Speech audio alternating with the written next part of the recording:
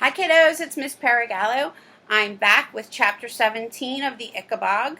If you remember, in chapter 16 when we left, Mrs. Beamish finally got to see Major Beamish and wasn't actually able to see him. She wasn't allowed to move the cornucopian flag off of his body. Spittleworth told her that half of his face was missing. So she kissed his hand to say goodbye, and now we're at chapter 17. Here we go. Goodfellow makes a stand. Chapter 17. Having watched the Beamishes out of sight, Spittleworth hurried off to the guard's room, where he found Roach keeping watch over the rest of the royal guard. The walls of the room were hung with swords and a portrait of King Fred, whose eyes seemed to watch everything that was happening. "They're growing restless, my lord," muttered Roach. "They want to go home to their families and get to bed."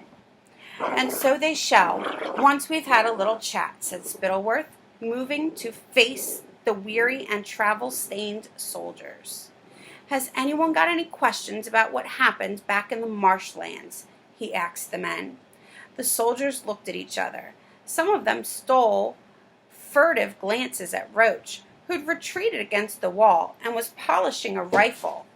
Then Captain Goodfellow raised his hand, along with two other soldiers. "Why was Beamish's body wrapped up before any of us could look at it?" he asked Captain Goodfellow. "I want to know where the bullet went when we heard it being fired," said the second soldier. "How come only 4 people saw the monster if it's so huge?" asked the third, and general nods amongst everyone else, with muttered agreement. "All excellent questions," replied Spittleworth smoothly. "Let me explain." And he repeated the story of the attack that he told Mrs. Beamish.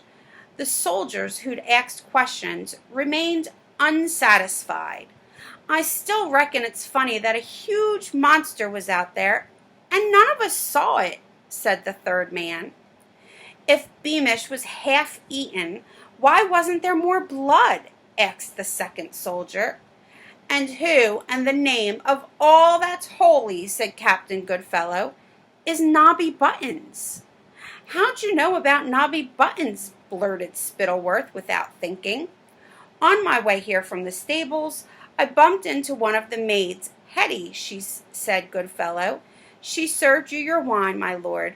According to her, you've just been telling Beamish's poor wife about a member of the royal guard called Nobby Buttons. According to you, Nobby Buttons was sent with a message to Beamish's wife, telling her that he'd been killed.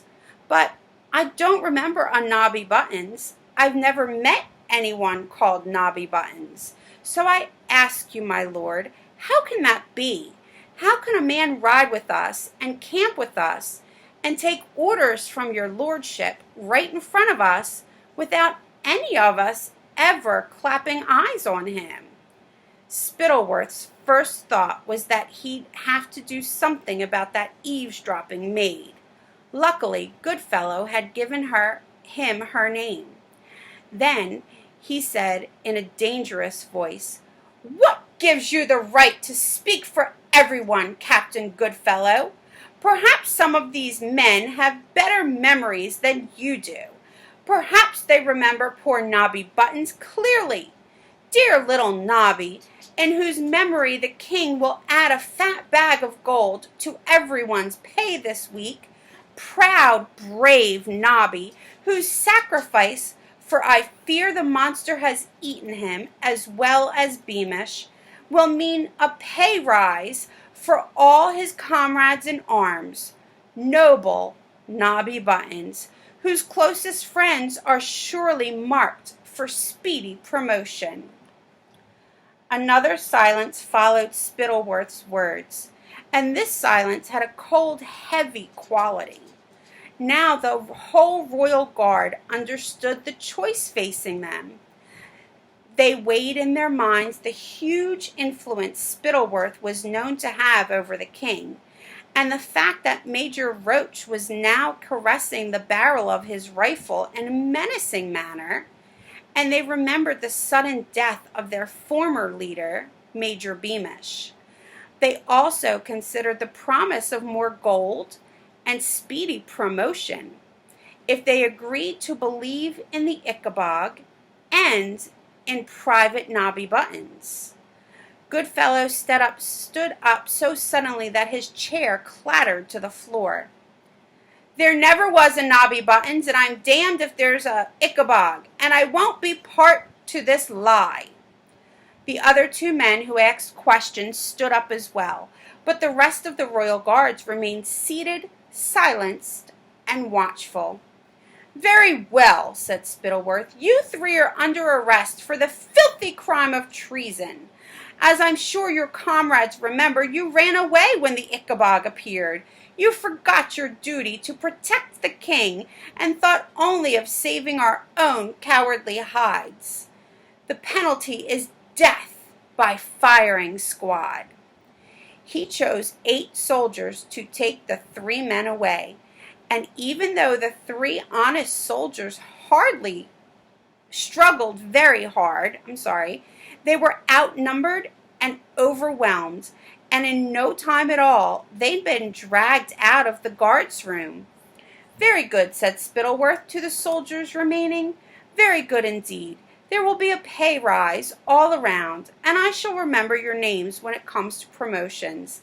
Now, don't forget to tell your families exactly what happened in the marshlands.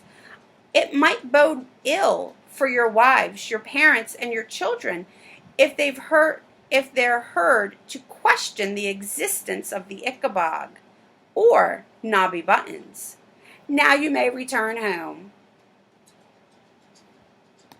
Wow. Spittleworth is just telling lies after lies after lies, and he has to keep making up more lies to cover up the lies before. And what's going to happen to Captain Goodfellow and the other 2 soldiers? Are they going to die because of all of these lies? Oh my goodness. Let's find out what happens in Chapter 18 when we come back.